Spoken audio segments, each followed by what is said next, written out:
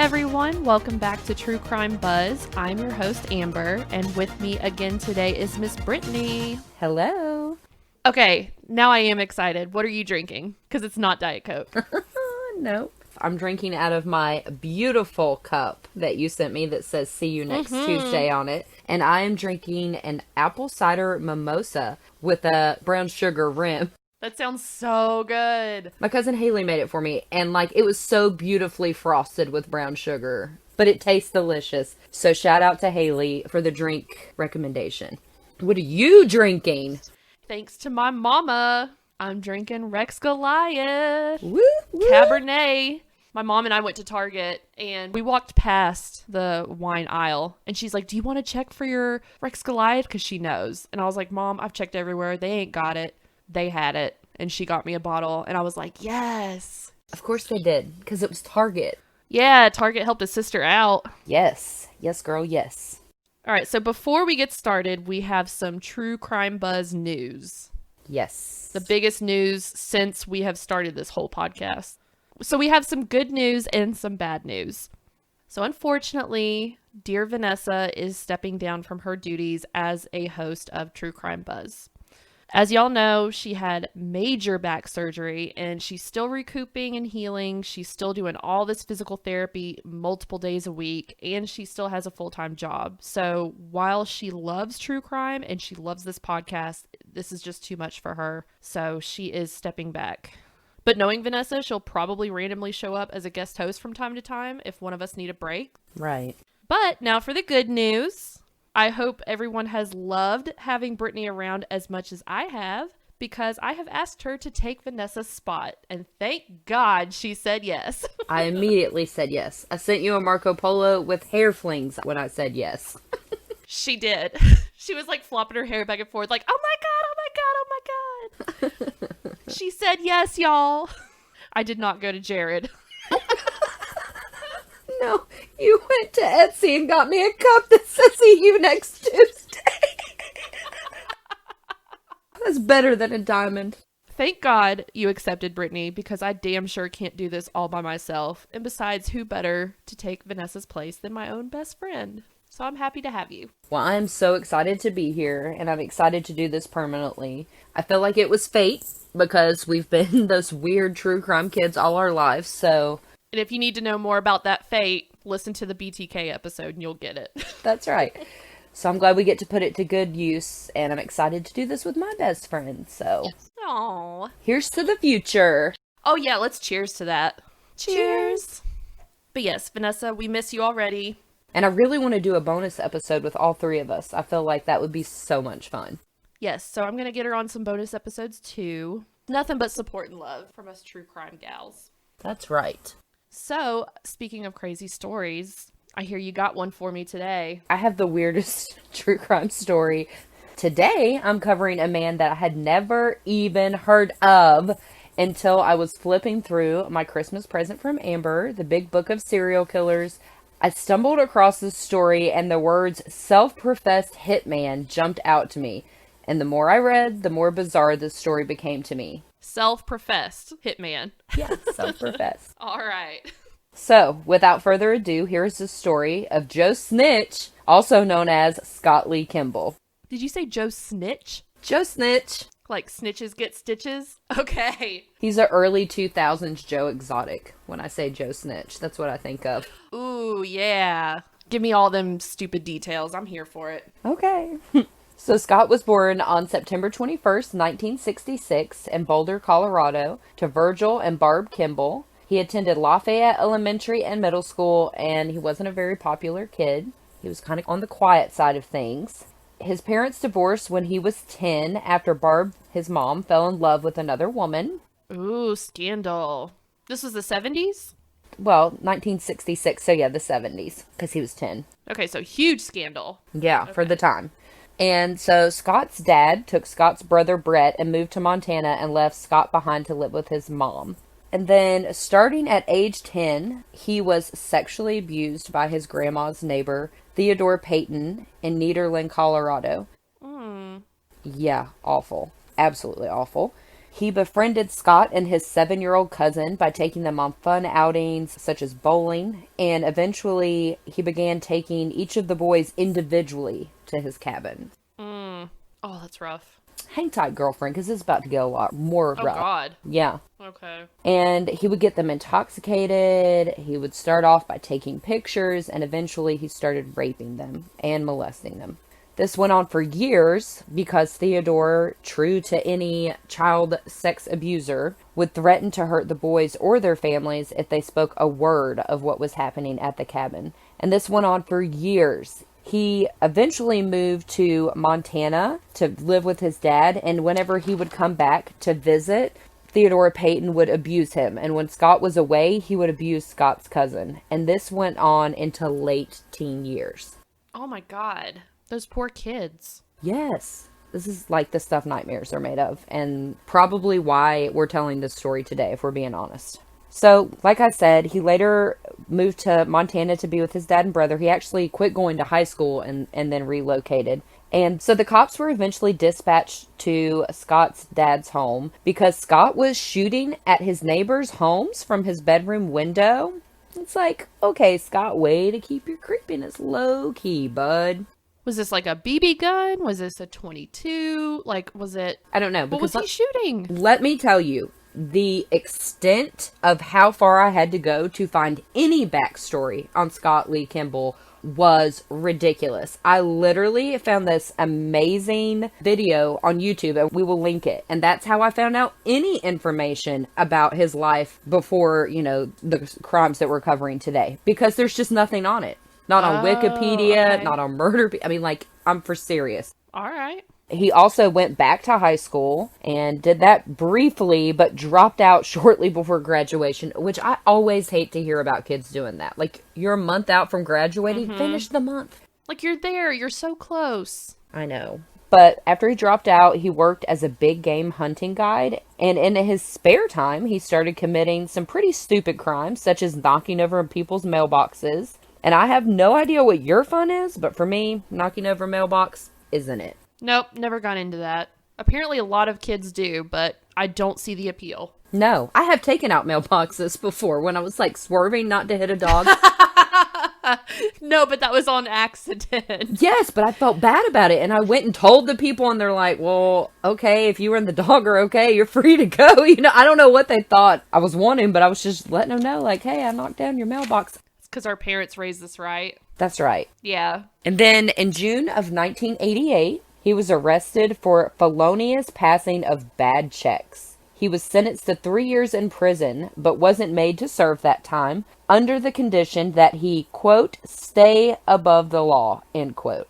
But did Scott do that? No, of course they not. Never do. Had he, we wouldn't be talking about him today. In October 1988, he was arrested again for the same charge of felonious passing of bad checks. But this time, it was in a different county, and he again was not made to serve his sentence.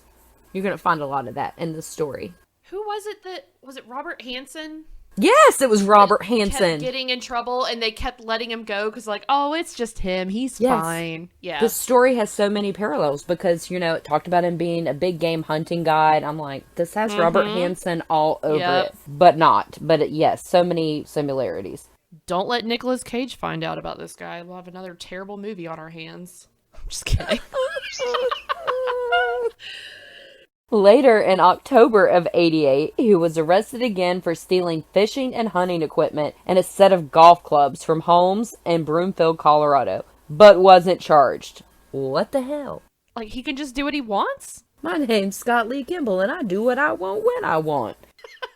Pretty much.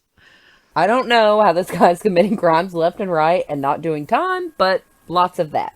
In March of 89, he was arrested again for theft, but was only made to pay a fine and do 1 year unsupervised probation. Unsupervised probation. So basically just don't get in trouble again. Yeah. God. So now we're going to take a little bit of a sad turn in this story. We should probably issue a trigger warning about this next subject because it does pertain to suicide. Okay. So, at the age of 23, while on a hunting trip with his brother, Scott tried to commit suicide. He went back to their motel and shot himself in the head with a loaded gun. But he survived because the bullet just went through his forehead. Right? Right? Look, What? your face is my face when I read that. Oh my gosh. Yeah. It's bizarre that he survived that. Wow. That's insane. So he was in critical condition for a few days, and while he was in the hospital, of course, he had to go to therapy. You know, when you try to commit suicide, they're not just going to let you out. So while he was there, he disclosed to his therapist that he had been sexually abused. And so he disclosed all the years of torment, which led to the Boulder Sheriff's Department investigating Theodore Payton and eventually charging him. In 1991, he was sentenced to 7 years for 6 counts of sexual assault on a child. He was released after 5 years. And when Scott found out that they were going to release him, he wrote a letter protesting Payton's release. And in part, I didn't write the whole thing down because it's long.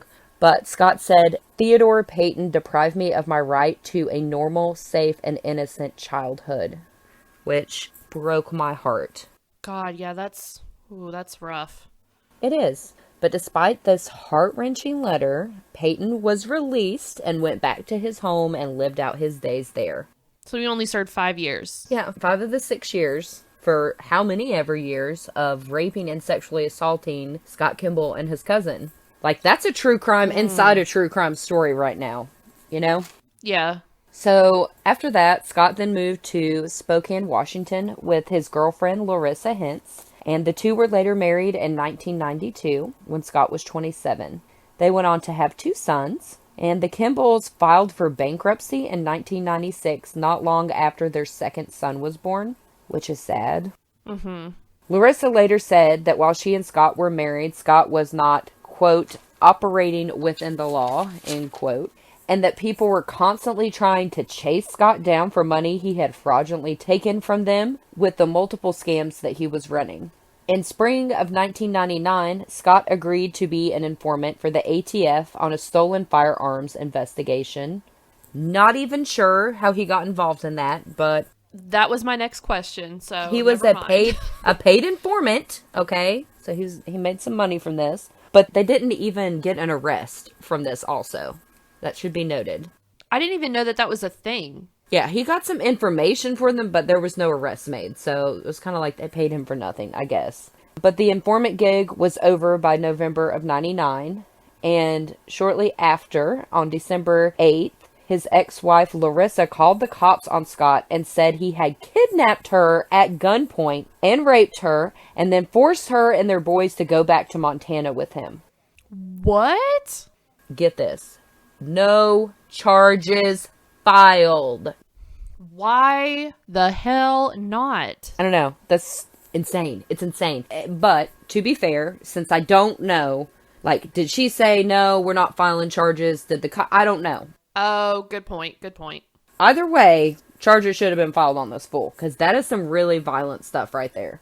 Then, on December 18th, so 10 days later, Larissa called the cops again and said that Scott had broken into her house with a gun, raped her, and then made her take a bath while he stole money out of her purse. Again, no charges were filed. And again, I say, what the fuck? Yeah, this is bullshit at this point. Like, did the police let us down way before this? Of course. But when it's getting to the point where it's the same people being affected and the police are just like, I just don't understand. Well, I mean, all these charges of fraudulent checks, even before that, all the fraudulent checks and stuff that just nothing happened with. I don't understand how he keeps getting away. I don't either. In January of 2000, he committed a probation violation for those earlier charges for the fraudulent checks, you know, the unsupervised probation, for traveling and not reporting, which doesn't seem like too big of a deal. But that April, the judge sentenced him to 10 years for this violation. That seems pretty extreme, like, for the violation, until you consider, like we just talked about, all the stuff that he did before this. The CVS receipt long item list of crimes he's committed and didn't have to have any repercussions for. Okay. Yes. So 10 years is what the judge wanted him to serve for this. The DA claimed that Scott was impossible to supervise out in the community. Then 3 more charges were brought against him for fraudulent checks from when he was living in Spokane. But 5 of the 10-year sentence was suspended. I don't know, again, no information there as to why.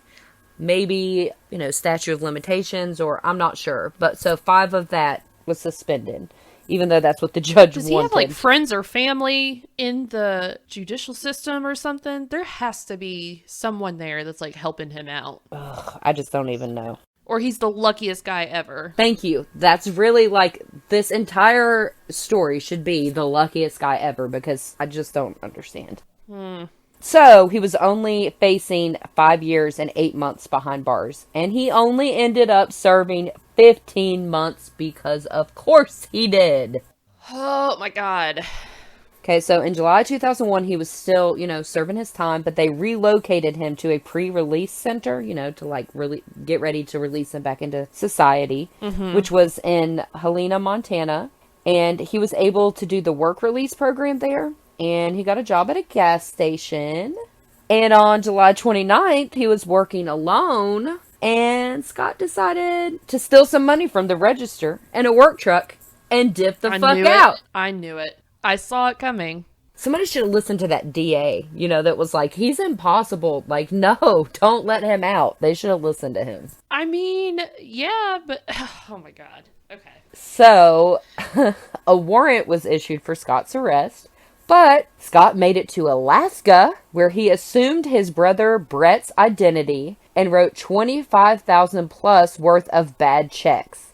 In that time, he also got engaged to a poor woman who, I say poor, not like financially, like this poor woman, okay? Like, bless her heart. Yes. Who thought that his name was actually Brett Kimball. She didn't know he was Scott Kimball, so bless her heart for real. So, Scott was eventually arrested, and when they arrested him at the hotel he was staying at, he had $11,000 plus cash on him from bad checks, of course. And he was convicted of stealing $50,000 plus from an optometrist who shared an office with his mother, who was an insurance agent. And he was sentenced to prison. In prison, Scott told everyone that would listen that he was a hitman for hire, and he loved to call himself Hannibal, after the character in the Thomas Harris novel. He also befriended his cellmate, Steve Ennis. Scott then came up with a plan to get released from prison. There's no words. It gets fucking insane. I have no words right now. I keep trying to... I don't wish these were video recorded, but if people could see my face right now, like, I'm just so confused and so annoyed almost at this man and the shit he's pulling and everything. Just buckle up, Bambi, okay? Here we go. He informed the FBI that his cellmate, Steve, and his girlfriend, Jennifer Markham, were planning to hire a hitman to take out a witness in the meth charges against Steve Ennis. This is what Scott tells the FBI. Okay.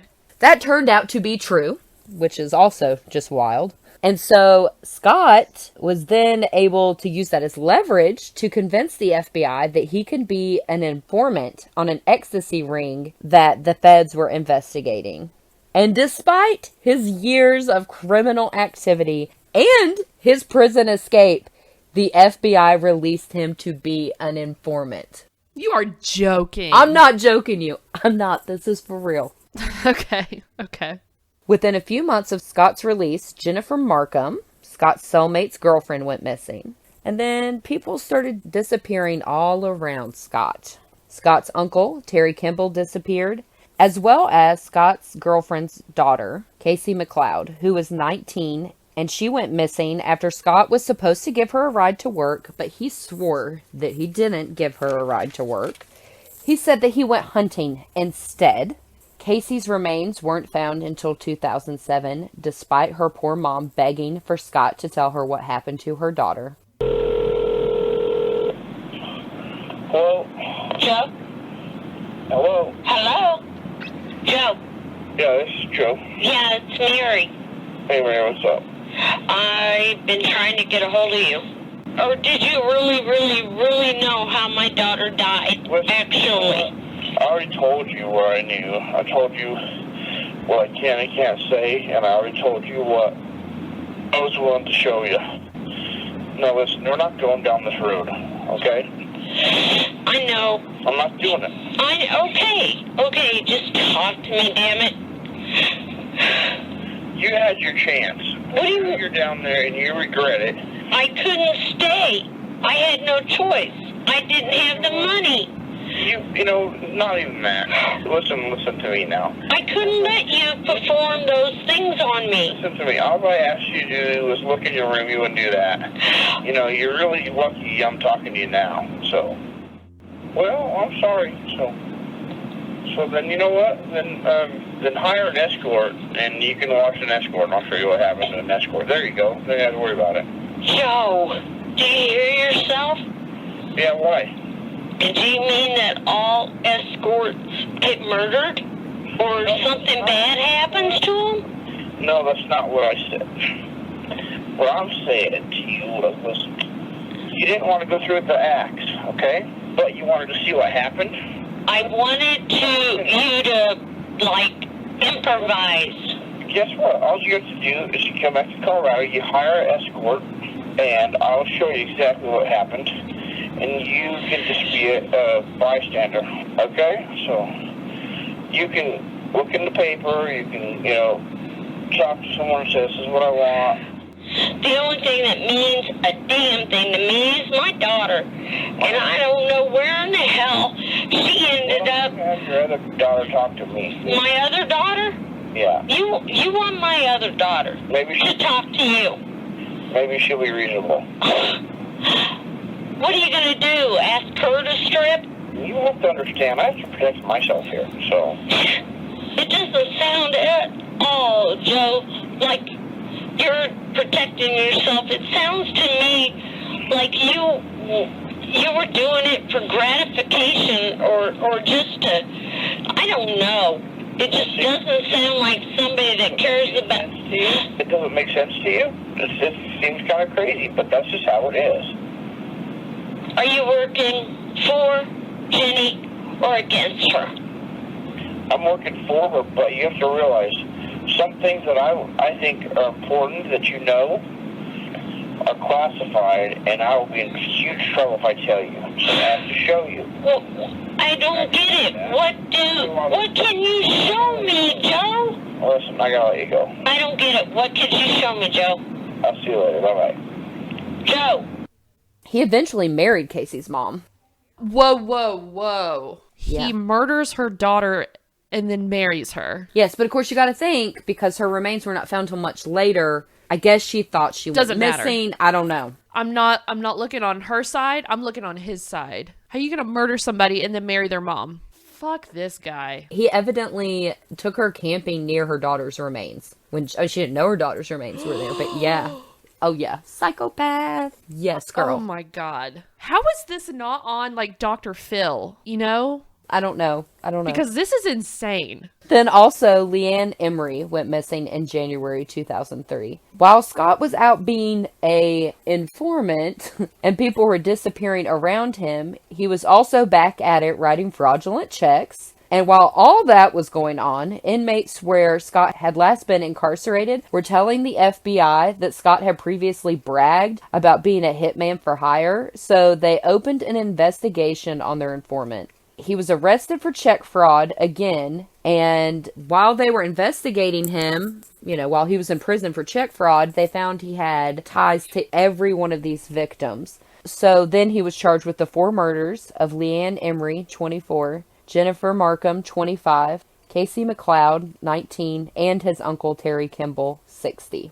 They discovered that while awaiting trial, Scott wrote a 147-page letter to his family confessing to the murders for all 4 victims. So he did confess that he did do it. Yeah, to his family. I mean, at least he's telling the truth from what we understand. Yeah, I guess he thought they weren't going to check his mail. But in prison, they look at your mail before it goes out, and they look at anything that comes in. Oh, yeah. So, as many times as he should have been jailed a lot more, but as many times as he's been incarcerated, you'd think he'd know. But I guess not. Right. How did he murder these poor people? So he didn't confess to police about a lot of them. With Jennifer Markham, he said that he dosed her with heroin, but he didn't pull the trigger. She was shot to death. But he said, I didn't pull the trigger. Okay. Somebody else did that. I just gave her heroin to help it be easier. But in the letter, all that came out to wash because he straight up just admitted it. Gotcha. So, in October 2009, Scott went to trial, and he struck a plea bargain that he would plead guilty to 2 counts of second-degree murder in exchange for drawing maps showing where undiscovered victims were buried.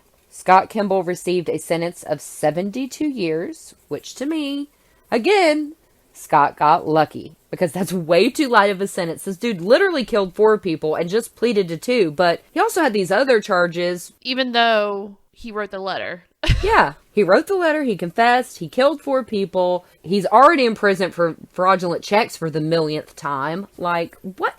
I mean, of course, he's not going to live to see the light of day at 72 years. And the FBI is still looking into other murders that Scott openly brags about having committed. But of course, Scott Kimball is far from a truthful man. But the story of Scott Lee Kimball isn't over. It's ongoing. And that, my friend, is the most bizarre true crime story I have ever told or read in my life. I have not felt this much anger towards someone that we've covered in a while. There was a while there where every episode I was like so angry. And then for a while it just kind of got, I don't know if I just got comfortable with it or what, but this man makes me legitimately angry. Well, I think too, a lot of the ones we've done more recently are ones we know a lot about. And so our minds are probably oversaturated with the details, whereas this is something we didn't even know about. And it's just mind-blowing. No. It's mind-blowing how someone could commit so many crimes, get away with like everything. Which they did say he was a very charming and came off very trustworthy in person. Of course, they always do. So I guess when you think about that and like that being his personality, of course he could convince the FBI to let him out. But like this guy, what? What even was his motive to kill these people? I mean, obviously he's a scumbag for doing the checks and the stealing and stuff, but like why did he murder these people? I think to make good on his hitman stuff with prison. I really don't know. But Oh my God. Also, let's take it back and think from the psychological standpoint that when you are sexually abused even just once, much less repeatedly over years and years, in your formative years while your brain's forming, that messes you up. It has lasting effect. And obviously because no one knew about it, he wasn't given therapy. There was no justice till much later in life. It was almost like he was seeking his own kind of form of revenge on humankind. A cry for help with all this fraudulent stuff, like started out with the mailboxes and shooting at the neighbor's house, and nobody ever did anything about it. And I don't know if because they didn't think it was that serious, or obviously they did not know what was going on with Theodore Payton. Yeah. So I think that all that stuff was a cry for help, and then he just snapped. Just kept pushing it and pushing it. Yeah, that's a good point. So, hard to say what his motive was, but I've never even heard of somebody with so much luck in my life. Like, ever. Well, I've never even heard of this guy at all. So, yeah, it definitely sounds like a Dr. Phil episode that just never got aired. Definitely sounds like some white male privilege. Maybe a little bit of that, too. Which, again, I reiterate, they did say that he seemed like the nicest, most trustworthy person. And that's also creepy to me. Because they're always like, he was such a nice guy. He was so smart, you know? Well, and it makes you think, like, how many people do you know in your life that you would say that about? And how much do you really know about that person, you know? That's very true, because anybody could be a serial killer. I think that's what makes it so uncomfortable when you think about that. But, you know, they also say that you encounter, I forget how many serial killers it is in your life. Oh, yeah, I saw that, too. Is there a current serial killer going on, like, right now? I feel like there is. Oh, I don't know. I feel like I've encountered the Taco Bell killer. You think so? Yeah. I mean, you know, maybe not, like, in person, but I eat a lot of fast food, and that's where he was, like, killing people from.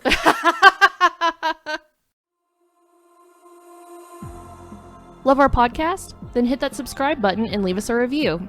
We're also on Patreon. Head on over to patreon.com/truecrimebuzz and join today for access to all our exclusive content, including bonus episodes. You can also find us on Facebook, Instagram, and Twitter at TC Buzz Podcast. And check out our website at www.truecrimebuzz.com. Until next time, Cheers!